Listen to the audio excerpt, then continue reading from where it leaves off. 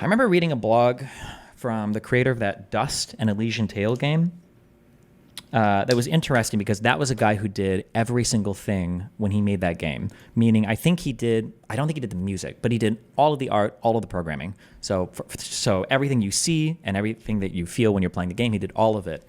And while obviously you've got the massive cons of you can't distribute any of the work and you have to become talented across multiple domains, he talked about the niceness of the implementation process, because when he's programming something, he knows what it's going to be like exactly from start to finish. There is a value in that. I don't think that the work I'm doing downstairs is so complicated that it's impossible for me to learn it. No, it's not. I think I have. I think I've done a pretty good job, yeah. Although you're right about all of that, the fact is that your time is more valuable elsewhere. It's hard. Well, there's two things at play there, okay? One is that I enjoy this, so I'll take a hit monetarily and success-wise, I guess, because I enjoy it. It's actually fun. I like tech. I know that maybe a lot of you are newer. I don't know. Like, my background is professional gaming, and the only reason I'm a streamer and was a programmer, the only reason why I am a streamer is because I have a background in and a huge interest in software and hardware. I maybe people don't know that or don't remember that, but like that's the only reason why I was one of the first streamers. And I had remember, like. You don't appreciate this now, okay? But we could only stream at 300 kilobits per second, okay? The world streaming was so hard, okay? And you take it for granted, and like this might not look great, but bro, I had the best looking stream in the world 13 years ago. I was the only person that was willing to put in the time and effort to figure out the technology on all of this shit. It was incredibly difficult, right? It doesn't look amazing, but this is passable. Like, if you were to watch this today, you'd be like, oh, this looks like kind of shitty. But like, this is like 13, 14 years old. On an E6750 duo-core, duo-core processor, okay, at 300 or 500 kilobits per second, on a Japanese encoder, on Flash Media Live encoder, okay, this is so challenging to get this shit done, okay? Holy shit. But yeah, so I enjoy it, but that's one thing. The second thing is, I think hopefully that like the stuff pays off down the road if you have done good work. So like for instance, like I'm pretty happy that Alex really wanted to do a show with me, but all of his guys flew home and he didn't have any of his camera stuff, and so we couldn't really do anything. And I was like, hey, I have a full studio. It runs automatically. Like, I can set this up. We can do it. And he was like, oh, if you really think we can, sure. And we did. And I think this looks great. And it looks amazing. This was a 2-person show, or 1 per, I guess, right? Set the cameras up and we go. The only reason I was able to shoot this show with Alex is because I had all of this set up and because I know how to work everything, right? That's the only reason the show was even possible. So that's good. This is like a payoff, right? I think it's a payoff. Or the fact that like, if I would have hired somebody else to like figure stuff out, I don't know if anything last night would have happened like this on this election stream. Like having all these people here, like having like the DDHQ stuff, having the maps up, having Redeem of the Second Room. I don't know if this would have been possible if I would have just like offloaded this to everybody else, because I don't know if they would have even said you could do it, right? But, you know, who knows?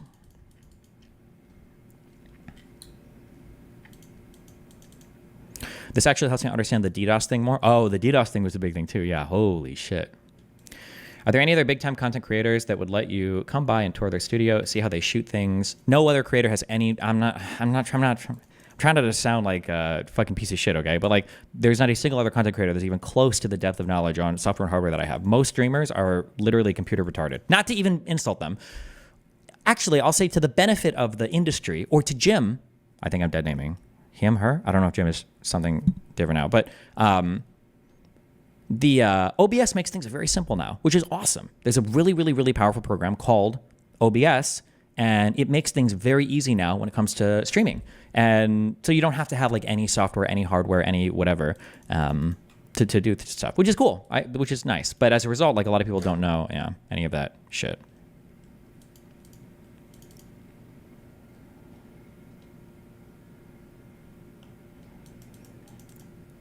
It It'd be cool if you did videos on how your setup runs on some random channels. Oh yeah, I thought about doing that. I thought about doing a run through just of how everything's set up, just because it is very frustrating. Like, especially, it's nice being rich now because I can just, buy like $20,000 of shit on Amazon and then set it all up and see how it works. It's very hard to find like information when you get more technical too about like, how does this camera run? How is this, like, how does this workflow actually work in real life? How fast is this GPU? Like, does it, it's hard to find the more niche. Like I'm at an area now with a lot of this tech stuff where when I'm Googling, I'm finding, it's just like, it'll be like a one post thread from like 2023 and then that's it. And it's like, okay.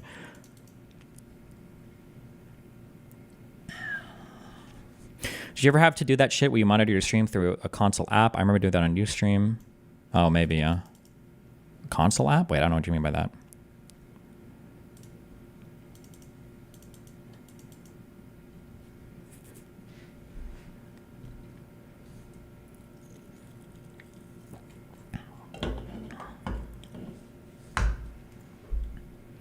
One day you need to hire an AV guy, and now you know what they need to know, and you can help them in areas where their experience is like, yeah, maybe we'll see.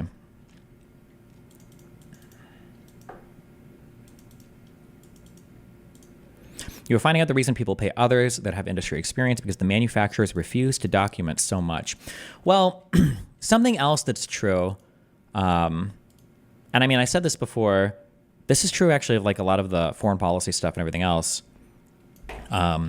Once you have a little bit of experience, sometimes the documentation and everything is way easier. Like going through that RME manual for my $1,500 interface, $2,500 interface, going through the manuals now for those Blackmagic cameras, when you have experience, you know what you're reading. Now it's like, oh, the documentation on a lot of this is actually pretty good, or at least the manuals that come with them are very good. There might be kind of esoteric problems that are a little bit harder to figure out, but at least there's, I don't know if I'm currently trapped here or if I've escaped orbit yet, but there's like, you've got like stuff for retards, and then you've got stuff for like, I would say there's like this consumer enthusiast market, and then you've got this like low grade pro stuff, and then you've got like professional gear.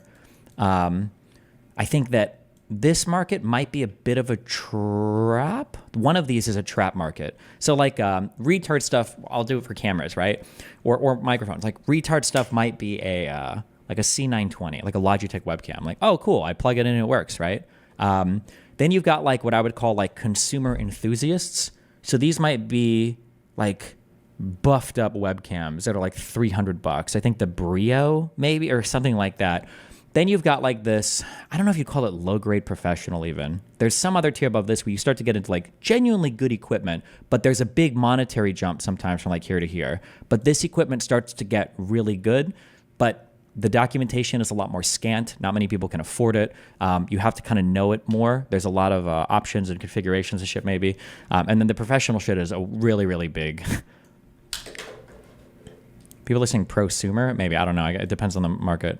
The I remember I was trying to look up. I was curious because somebody was like, "Oh, get cinematic lenses," and I was like, "I don't even know what a cinematic lens is." I think cinematic lenses are basically lenses that have more features in terms of like autofocusing and more than that, more sophisticated than that. I don't know, bro. So I think these lenses are these like $10,000 plus?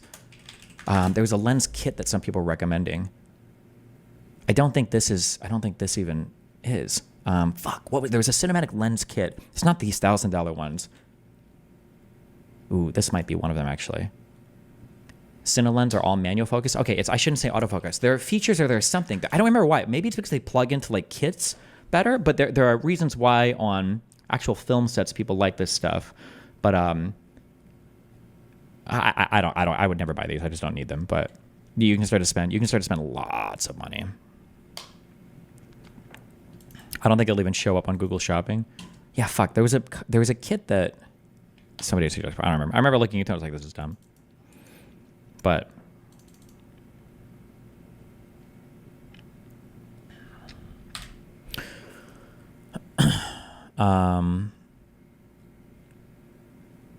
ooh, cine lenses all weigh the same and are of the same size. You can change them without swapping too much of your rig. That might be it, baby. If the audio video stuff isn't your biggest bottleneck, what is? Bottleneck for what?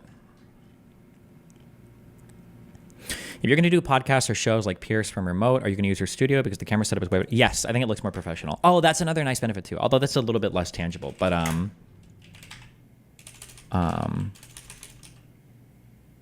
it's Jake. Is it Jake Newman? Am I just making these things up? I'm making these. Newfield.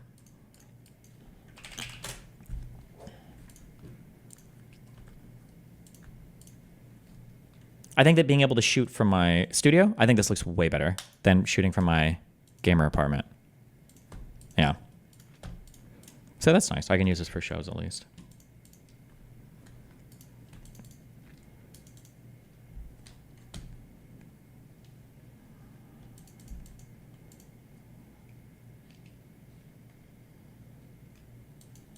How mad were you when he let you use the table mic for both those debates without saying anything? Oh, Jesus, yeah. I figured out what the issue was, though.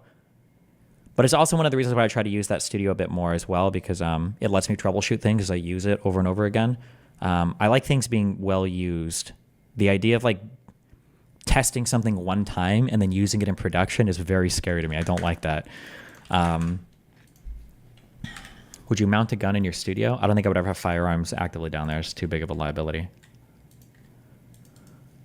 Are you putting more effort into the media company idea now, even after the loss? I'd love to see IRI piece go into Josiah with you regularly analyzing political events. I'm trying to do the Saturday morning thing, yeah. Yeah, I'm using that studio now more than I have in the past. I'm just trying to yeah, I still don't know.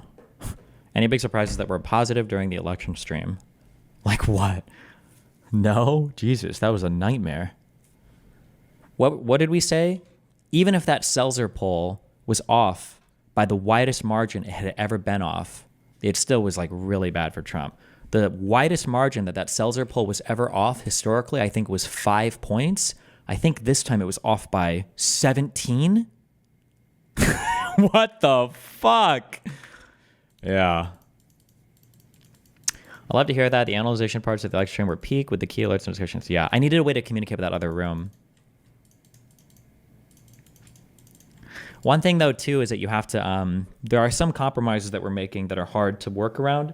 So, like, one thing that we're trying to do in that studio is, originally Dan said this, but I kind of agree. Not having to wear headphones is nice. It looks better. It looks more organic. It looks more natural. And you just having to wear headphones kind of sucks. But if you're not wearing headphones, you have the added challenge of you have to have a speaker that's playing stuff that's loud enough that you can hear it, but not so loud that there's either feedback or latency, which is a challenge. Yeah, there's a lot of problems that can pop up with stuff like that. For the most part, everything has worked. Although it was getting challenging having him and the miking in the other room and everything. But yeah.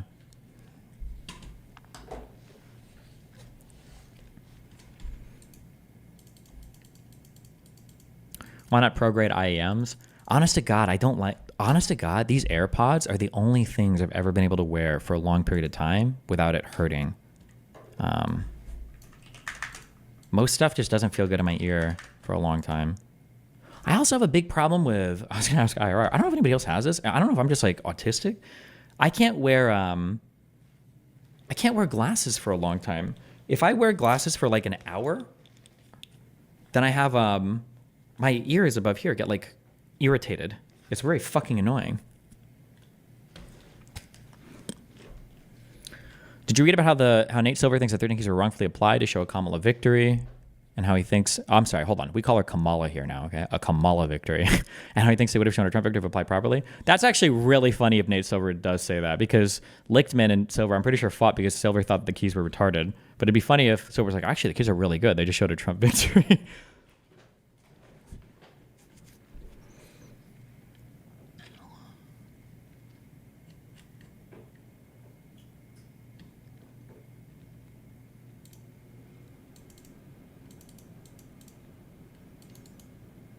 What's the difference between your mic and the studio mic? Why can't you use the same for your studio? The microphone downstairs is an SM7B. This is an RE20. Retro Electric? What does RE20 stand for? Did I make that up? Electro Voice? No, RE. What is the RE brand? What does it stand for?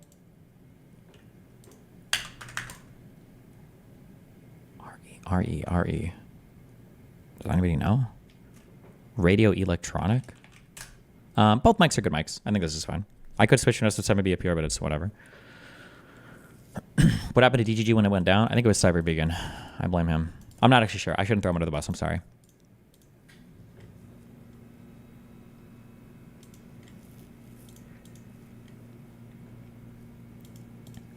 What happened to the blue mic? I mean, it still sits up there. Condenser mic. So it picks up more background noise, so I just don't use it as much. But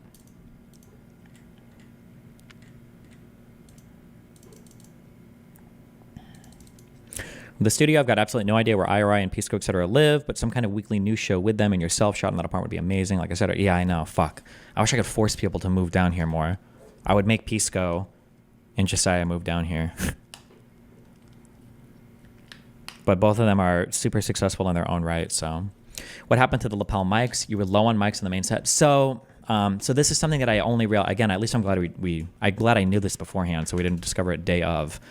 But also, this is, again, this important why, guys, if you're a software engineer or if you're like a theater person or if you're a sanitation employee, whatever the fuck, okay, doing live demos is so important because you learn stuff that you might not even know without seeing stuff working live. So one thing that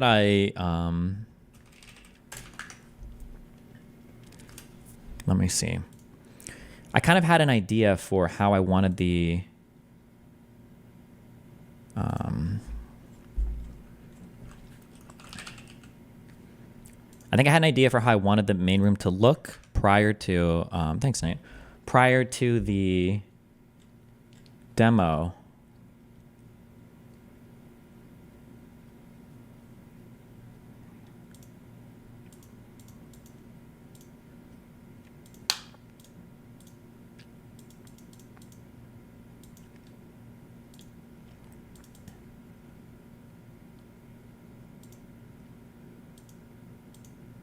Let me see if I can. But one thing that I realized, it's hard sometimes to like see psychologically like how a thing will impact you. Having this back row of chairs, even if I could fit it on camera, doesn't work because the people that are stuck back here feel like cut off from the conversation. It's very, very, very hard to have psychologically the feeling of wanting to participate when you get stuck back here. Like IRI is a talker, and I think I even swapped him with Pixie because I was seeing like, okay, maybe Pixie's quiet, maybe IRI just like is more talkative. But even when I swapped them, I don't think that IRI was participating as much. Like having people stuck back here, and then even Nick, seeing Nick come over here and wanting to pull up to the side. Generally, this is kind of like a user experience, user interface philosophy. Generally, what you want is you want somebody to engage with your product in a way that when they engage with it, they naturally do what you want them to do with it. If somebody goes to engage with something, you have to keep telling them, don't do that, do that. Stop doing that, do that. Hey, wait, don't do that, do that. Then you failed in the user design. The best example right now with the failure in the studio is the microphone thing. And you have to pick and choose your battles. Like, do you want to be constantly reminding a customer or a user that they have to use a thing this way? Or do you just need to design it differently? Generally, if you can design it differently, design it differently. If it's something you want to remind people of, then you remind them of it. But that's like that you have to choose that fight. So as soon as I realized that, okay, well, the back chair thing isn't going to work. So all of my lav mic idea had to be thrown out the window. Now, one issue with the lav mics is that I just learned about this 3 or 4 days ago, I think. There's an interesting phenomenon. One of the reasons why certain intervals in music sound really good is because it has to do with the ratio of the frequencies. So if I were to draw a note, right? If I were to draw a note, well, which note do I think is going to sound the most pleasing when I play this note, right? Let's say that this is a C. Well, if I find a note that has exactly half the period, I don't remember physics at all. Is that what the total? I can't draw this for shit. Why am I even trying? Wait. Oh, I should have drawn the other one first. Wait. Boom. Boom, boom. Oh my God. Hold on. Hold up. Holy shit. How does he do it? Actual Einstein. The note that sounds the best on top of another note is an octave. An octave is when you take the frequency of a note. So we'll say A is 440 or 432. I think 440, right? If I take this note and I double the frequency, do you see how it sounds good in your head? There's not a lot of dissonance, right? There's a lot of consonants, meaning it flows together nicely, okay? There are other intervals, because of the ratios of the frequencies, that sound nice together. I think an octave is considered the nicest sounding, obviously. And then the next would be something called a fifth or a fourth, which are just inversions of each other, meaning from C up to G is a fifth, and from G up to C is a fourth. So G and C together would be a fifth or a fourth, right? So octave, and then fifth and fourth. Or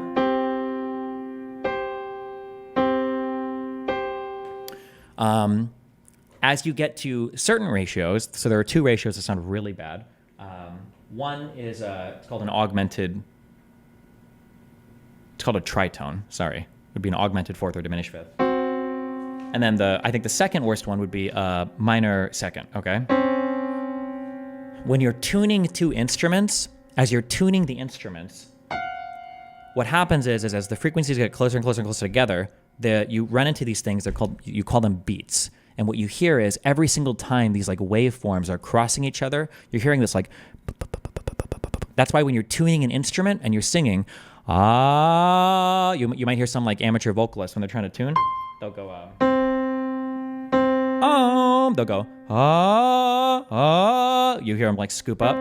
As you get closer to the note, the beats become more and more and more and more until finally they disappear and you're in tune, okay? I don't think we needed all of this background. I'm sorry. I learned of a thing that I think is caused by this concept called, I think it's called comb filtering. And what happens is if you have like two different mics that might have a different latency by very, very, very different amounts, but the audio signal and everything else is similar enough, you run into this like horrible interference pattern where it just sounds atrocious. But there's a rule, there's a guideline in recording, I think called it's the 3-to-1 rule or something.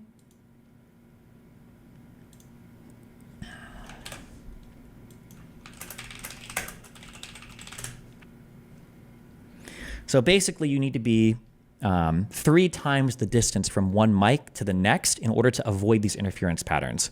Sorry, this is a bunch of background bullshit. But all of this to say is that the lav mics that I wanted to use would have only worked for people sitting in the back because they would have been far enough away from the main mics not to cause that interference pattern. I think there was a time the day before where I tested this, and I think I was literally walking up to the microphone and you could hear the pattern get worse as I got closer because I was testing it. But yeah. So anyway, all that to say, I couldn't just stick lav mics on people that were sitting next to the conventional microphones because it would have fucked everything up. Yeah.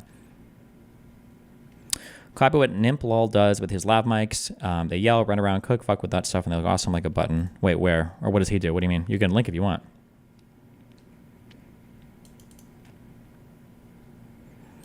How do you get people to stop having side convos on the mic? That's a leader at the table thing. I just needed to take control of that better. Which I did at times, and then at other times I didn't. But it's more like being aware. And it's also having a consistent vision for what conversation should be happening at the table too. Yeah.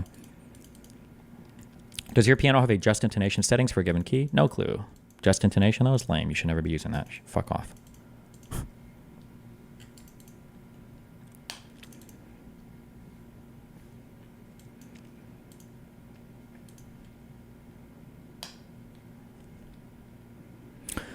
It's just astounding that this guy successfully ran on solving inflation by implementing tariffs, lowering interest rates, and cutting the low-wage labor force. It's the most inflationary policy. Yeah, but it doesn't matter. Most people don't know or care or have any understanding of any of that. So, do you think you could do all of this without your music background? Yeah, because I have a big interest in things, and I like reading things, and I like learning about things, and I like experimenting with things.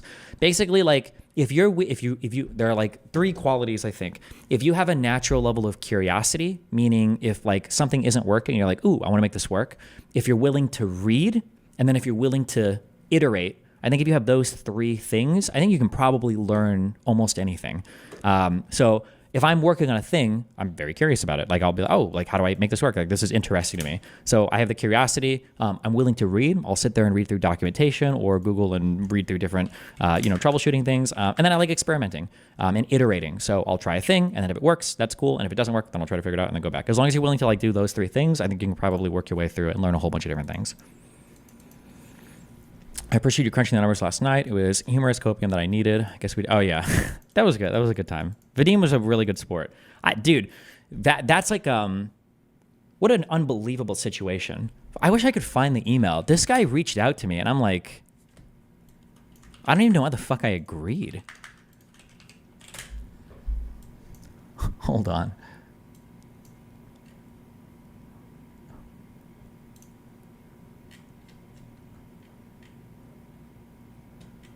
I wonder if I can find this for you. Dear Steven, my name is blah, blah, blah. I'm a data analyst, blah, blah, blah. I've been a viewer since the StarCraft days. I've been interested in U.S. politics, looking forward to your coverage of it, especially on election night.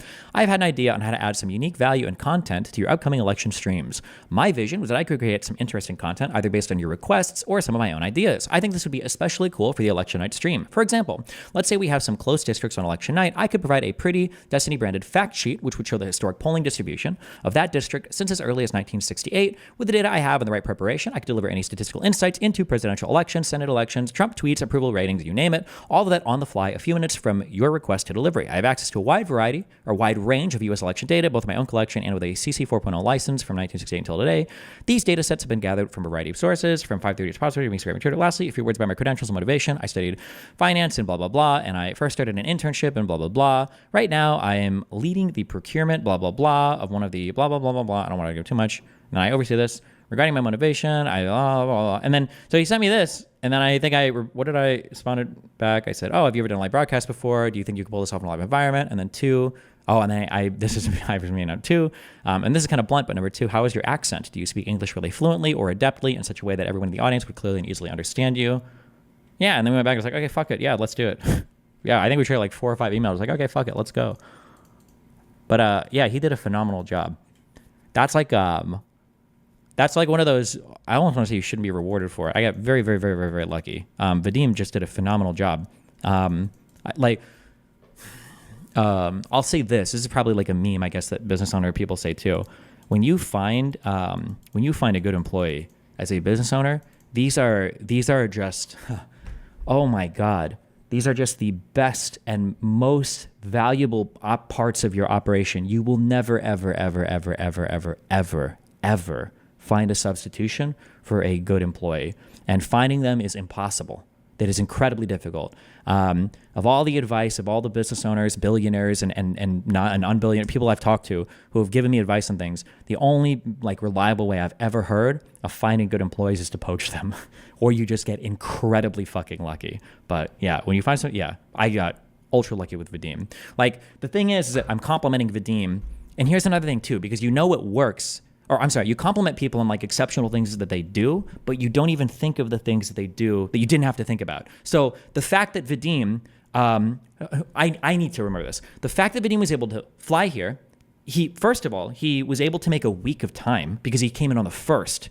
That's already amazing. So you're willing to spend 3 or 4 days doing rehearsal. One, he was willing to bring a lot of his own equipment, so his laptop and everything too, so it'd be set up. He was able to work the computer, work OBS. I don't know if he knew coming into it that he would ever be running a stream, right? And again, it doesn't seem like a lot, but so he's in front of a live stream on more viewers than he's ever been in front of, literally in his entire fucking life, running technology that he was just introduced to a few days earlier for OBS, while presenting data in an entertaining and engaging manner, while keeping in mind that there's a mainstream of people behind that want to chat, while being in a foreign country and potentially jet lagged, like all of these things he did without a second thought, right? I didn't have to remind him, like, hey, bro, do you need a coffee? Do you need to wake up? Like, what's going on? I think the only time he even asked me for anything is I think maybe at 3 or 4 o'clock on the mainstream day. He said that he was asking if he wrote me a note and he was like, do you think I get food before like the election results start coming in because I think I'm hungry. I was like, he's just, yeah, there's such an unbelievably lucky find. Jesus Christ. Yeah, and especially if you're a boss or a business owner, you should think of these things that you're grateful for, because there are so many other things that he could have had problems with that he didn't, and I'm sure there's probably even more that I'm not even thinking of. He got to and from the studio without a second thought. I don't think I ever had to worry about geez, my God, yeah. Just what an unbelievably lucky find.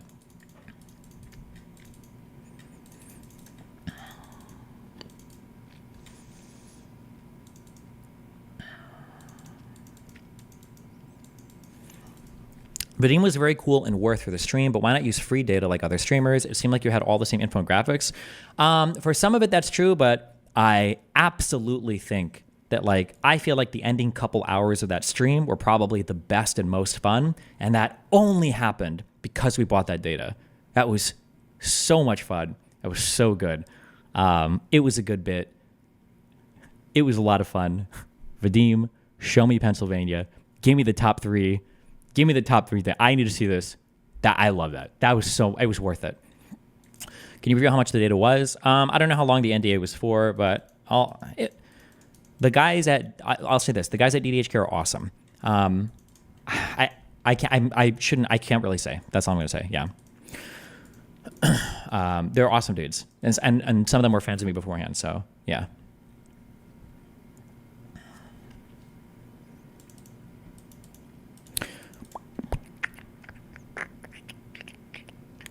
The Pac-Man paper copium. What was the Pac-Man paper?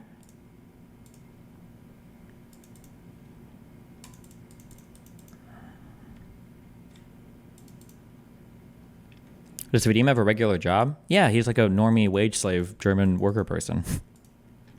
When exactly did you realize that Trump won and it was over? Honestly, the worst parts... I think the very first time I said, we didn't even need that. I was like, we didn't even need that one. We didn't even need Florida. The first big sign of trouble was probably when Florida, North Carolina, it was when the states started to go nowhere near what we thought they would go. Like, we didn't expect to win Florida, but when we lost it so hard, and there were a few, maybe North Carolina, when they started to go way worse, then we thought, it was like, okay, this is not good. We're in a danger territory. But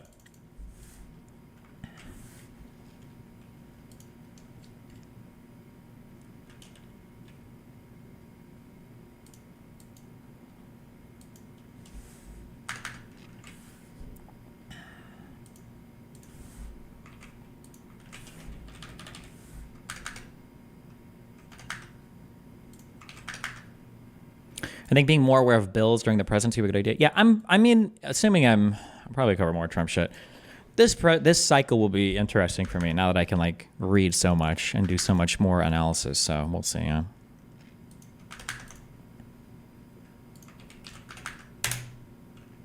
I don't think we've seen a single Moment I realized we're fucked. positive signs so far. Have we? We have, yeah. There are some suburbs where if you compare... We're fucked.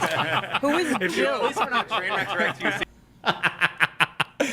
I don't even know what the suburbs were. I don't know if he was looking at the same data that we were looking at, because I think Pisco was online, like, scrolling through CNN and stuff, so we had a slightly earlier feed. There were no suburbs that were looking better. I think we were looking through everything. There was, like, in 2020,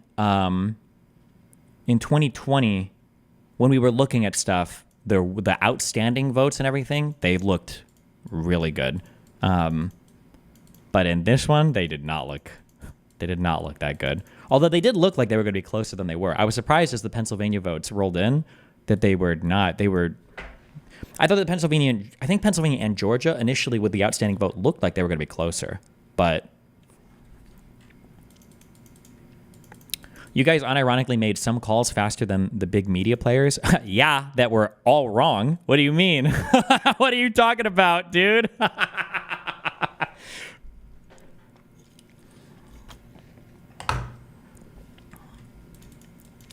Also, keep in mind, because I'm alternative media, I can make incorrect calls because there's no accountability for alternative media, right? Like, I'm laughing now, that like, yeah, we made calls earlier, they were super wrong. But like, if I made calls and they were correct, then I'd be out there tweeting like, I called this faster than mainstream media, and that's why I actually fucking knew them all, right? You know, right? It's alternative media. There's no accountability. So you can do whatever the fuck you want. Doesn't matter.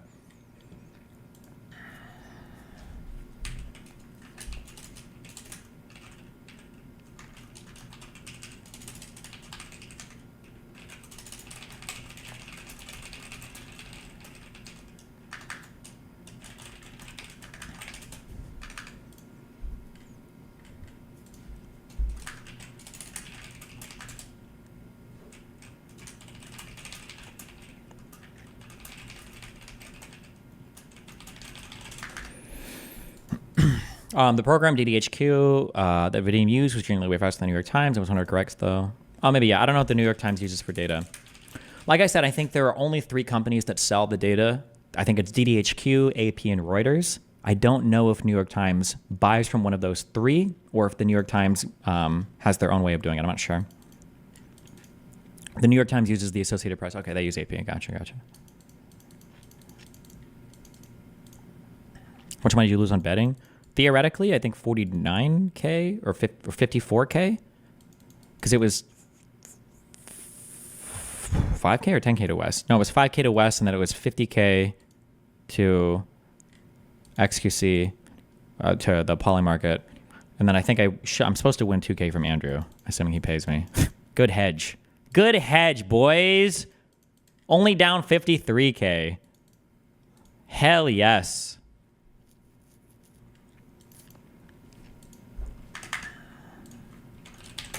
How are your stocks? Bro, I don't even understand. My stocks are up bigly.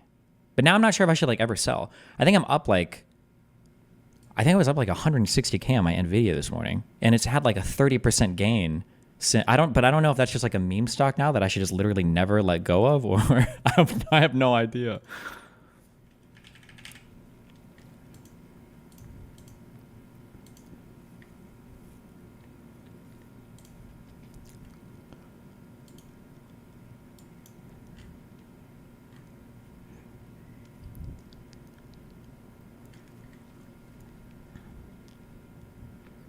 CrowdStrike is up 84K and Nvidia's up 140K. I don't remember when I bought these though. But we're okay. Are you fully pulled out of Meta stock? Yeah, I think I sold Meta like a year ago or whatever. I usually only, when I buy these like meme buys, I hold on to them for about a year and then I sell with a long-term capital gains tax. Do you invest in your bank? No, I invest in your Vanguard.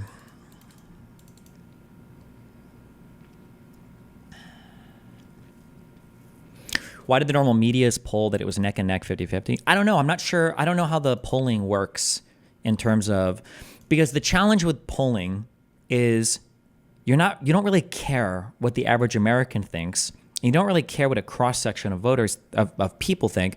What you're trying to poll is people who are actually going to go out and vote. That's the challenge, right? So for instance, the Seltzer poll in Iowa, maybe that was actually a really true and really accurate snapshot of how Iowans were feeling, but maybe a ton of Democrats just didn't vote because they're like, oh, fuck it. Who knows? I'm not sure. Is there any basis for the Trump cheated trend, or is this just a pure coat meme? Not that I'm aware of. I mean, I'm probably literally only going to say this once, and then I'm just going to perm ban people that ask. You can't really, an American election is just so fucking hard to rig. There are so many different moving pieces. There are so many different people involved. Like rigging an election in the US, it's like impossible. Like maybe you can like cheat a few votes if you're an individual. But once you start getting to the counting level, it's almost impossible to do it.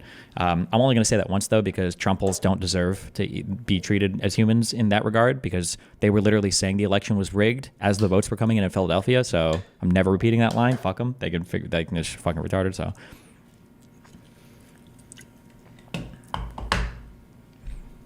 Do you think an entire state could be rigged? Absolutely not. What about Gore?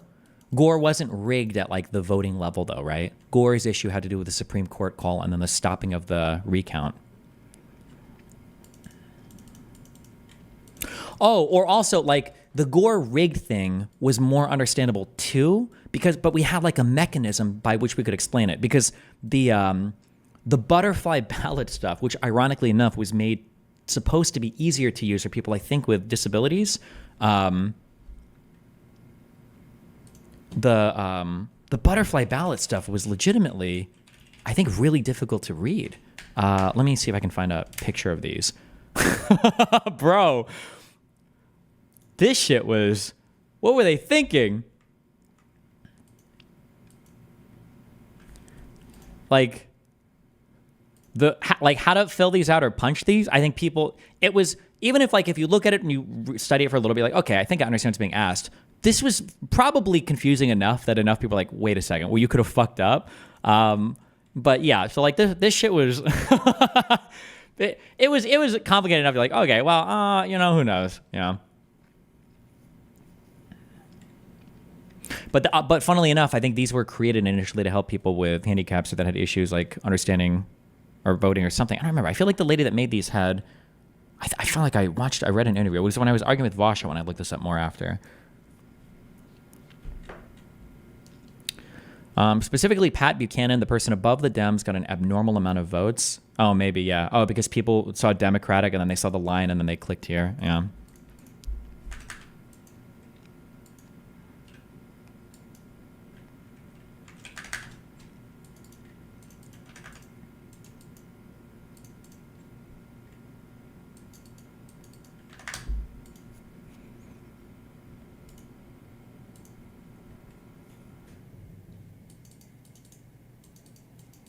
Not sure how bad the PA bomb threats were. Could that warrant some kind of recount? I don't know. Does it even matter? Like, let's say that we win Pennsylvania now. Like, is that even enough? Or also what's the difference in Vadim? Give us the math. How many bomb threats do we need? Like, I don't even think it would matter. How many electoral votes? It's like 17 or something, right? I don't even think it would matter.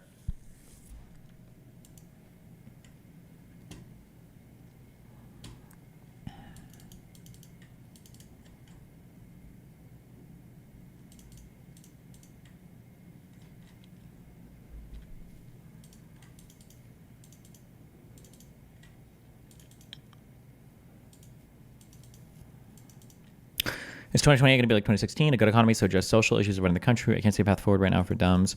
I don't really know what happened in terms of 2016. I'm not sure why people voted Trump over Hillary. Although, to be fair, 2016 was really close, wasn't it? 2016 was incredibly close, wasn't it? And Hillary, I think, crushed the popular vote on that, too, by like several million, no? You've done a great job with Get Out the Vote efforts. Would you consider training members of your community to gain local government seats? If you can start getting actual politicians in the audience, your reach will grow immensely. Maybe. Finding a way to track votes, I think, would be a lot more fun.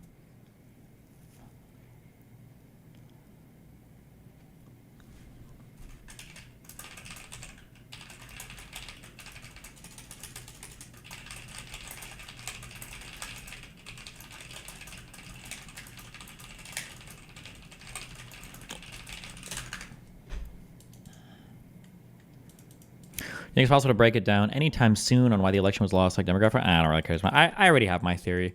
The reason why I'm not as interested in breaking it down too is because like it was like when I got divorced with fucking Melina and like every red pillar was like, oh look, we call this. Like, hold on. Pretty sure I called this. I said that the number one threat of my life whenever I'm dating a girl is always some guy that's willing to sit and message her for 20 hours a day because I can't give attention to anybody because I'm too busy working. And everybody else thought that it was going to be like a Giga Chad, fucking Andrew Tate or whatever was going to like take my wife from me and cuck me. And I feel like for the election stuff, for the Republican Democrat stuff, it's the same thing. Republicans for a long time were saying demographic shift is going to destroy our country. All of these colored voters are they're just voting their own interests and vote, blah, blah. But then as soon as the Hispanic and everything like swings for Trump, they're like, mi amigos, hello, welcome to the United States of America. Hello. Yeah, we have the best Mexicans, actually. Our Mexicans are the best Mexicans. The door just got 10 feet wider, okay? Like, so it's like, fuck that. I don't care. I'm not going to fucking dive into all that. Like I said, I think it was just vibes on the economy.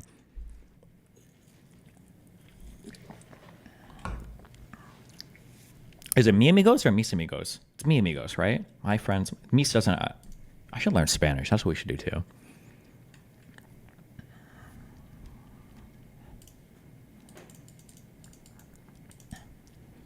Would it be mis amigos? Imagine if Putin does the most meme shit and withdraws from Ukraine on January 20th. I would do it if I was Putin, just to fuck with the Dems. Imagine how much you would bury the Democratic Party. The question is, would it be worth it?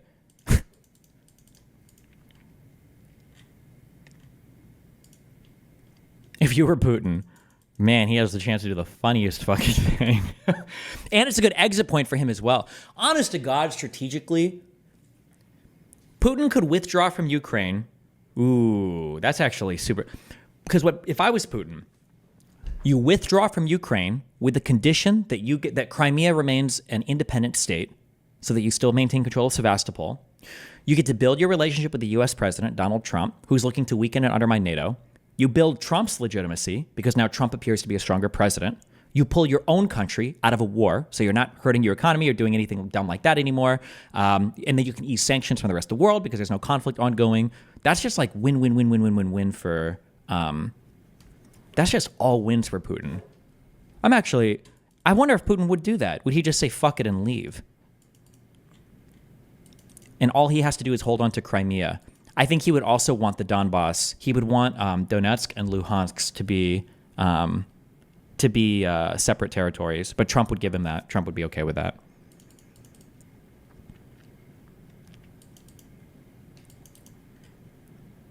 Actually, that would be everything. Actually, I think that will happen. I think that will happen.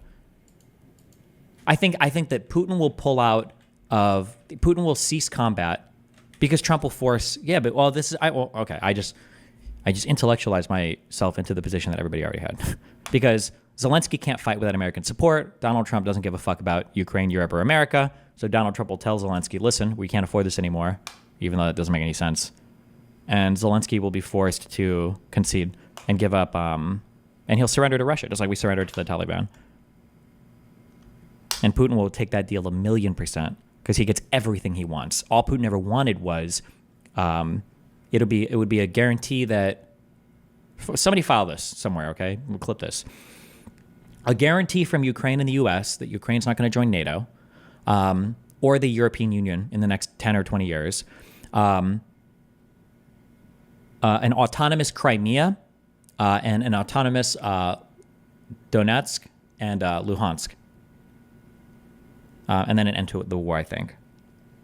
I think those are the conditions. I think that'll happen. That'd be my guess. They're going to be annexed. Russia doesn't normally annex stuff. They like more plausible deniability. Like in Georgia, they didn't annex the 2 territories that they peeled away from Georgia, right? They already annexed them by referendum. Oh, well, fuck me. If they already annexed them, then maybe they'll give them up as a way. That'll be like he annexed Kherson and Zaporizhia. Oh, maybe, I don't know. Maybe he'll give those up then, and that'll be his way of like making a deal. I don't know how important it is for him to have like that whole, because you're talking about like the land bridge stuff to this. Maybe I'm not sure. Maybe, who knows? But I don't know. Anyway, that's my prediction. See where it goes. We'll check. Yeah.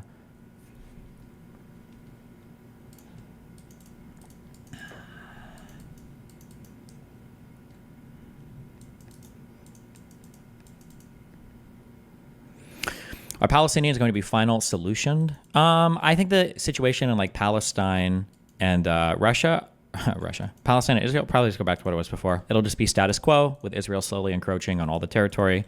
And then the pot will go back to simmering until it blows up in another thing, basically, right? That'd be my guess, but...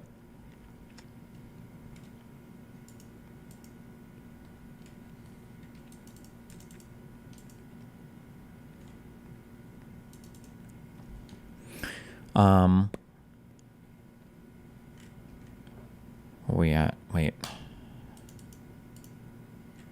Fuck, I scrolled past it. Somebody said, can we arm Ukraine in 2029? They can't stop fighting and then start fighting again. That's impossible. They stop fighting, then it's over. Because then if they start anything new, they're going to be seen as the aggressors.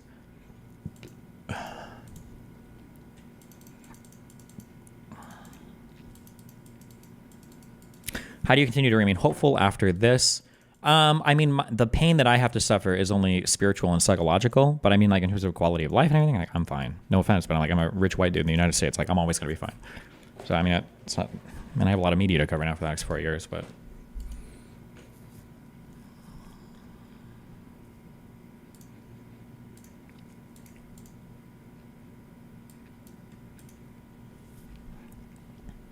Would Trump force Ukraine not to join the EU? I imagine it would be part of some kind of deal, would be my guess. But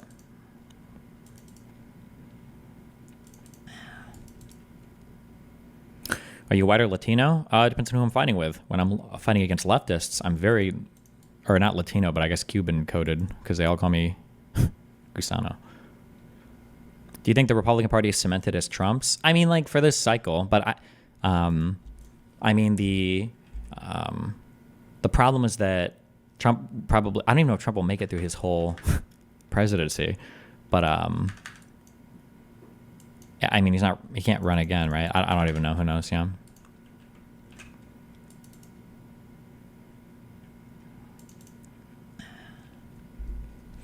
What are your biggest fears about a Trump admin and a red trifecta? The issue is just like an eroding of democratic norms, and then like more fundamental changes to kind of the American style of government. But it could and also a retreating of America from the world stage. Under Donald Trump and like the third positionists that are the Republican Party now, America doesn't see itself as being kind of a world leader anymore. It kind of like wants to step back into the shadows and just kind of like chill in the corner and watch Russia and China take charge of things, unfortunately. So I mean, like that'll be now the direction we head in the next 4 years. So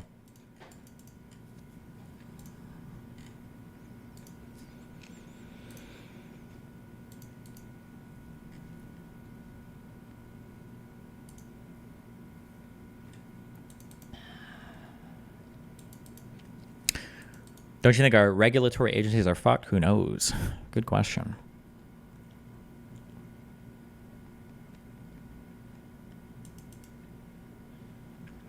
We stop making fun of EU countries now that the Americans are the dumbest of the lot. Well, listen, we never could make fun of EU countries. We're kind of like making fun of the UK, although we're neck and neck with the UK for retarded shit. So we need the UK to step up and do some retarded shit now.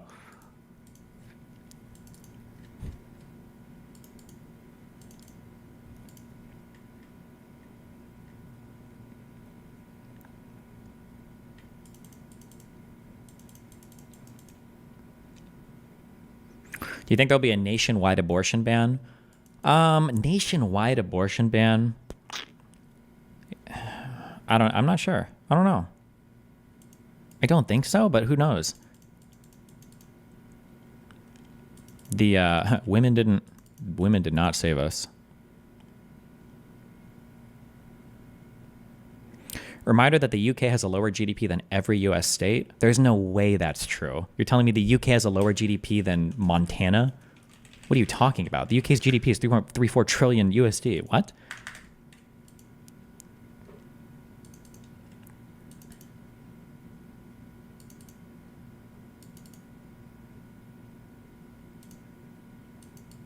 Per capita, it's largely true. Oh, well, I mean, that's a whole other thing, right?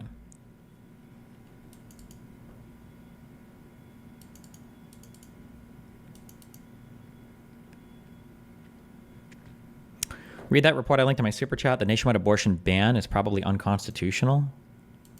Why do you think that? What? Constitutional. My friend Roberts is in charge of the Constitution now, okay?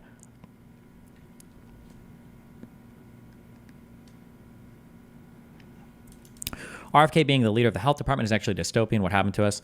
If you're looking for bright sides, although again, it's going to be hard. And also this starts to get really dark, although I'm unapologetic about how dark it is now. Like the hope or whatever is that there are diseases that start to come out that are way more lethal to people that are unvaccinated, or there are health issues that start to impact people that are far more lethal as they become less and less reliant or less and less trustworthy or trusting of like pharmaceuticals, basically. So, yeah, like communicable diseases that have high rates of lethality or disability or whatever, that will start to impact people like conservatives more. I mean, like, because again, remember, the big issue is bad things happening are not enough. For a bad thing to change a behavior, it has to come immediately from the behavior and the person has to be aware of it. How you punish and eliminate bad behavior is actually really similar to how you train good behavior. Fuck. Isn't it like 4 things for learning a fucking skill or something? On these questions, smarter people do worse. Oh shit, wait, what? Hold on. Fuck, what was it? Was it how to learn?